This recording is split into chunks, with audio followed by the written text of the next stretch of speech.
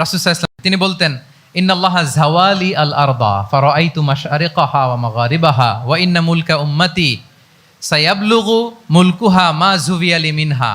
আল্লাহ তাআলা এই পৃথিবীটাকে ফোল্ড করে ছোট রেপ্লিকা বানিয়ে আমার সামনে তুলে ধরেছেন। ফারাআইতু মাশআরিকাহা ওয়া মাগারিবাহা, আমি পৃথিবীর প্রাচ্য পাশ্চাত্য সবটুকুন দেখেছি। আর আমি যদ্দূর দেখেছি ঠিক তদ্দূর জায়গায় আল্লাহ তাআলা লা ইলাহার বাণী পৌঁছে দিবে।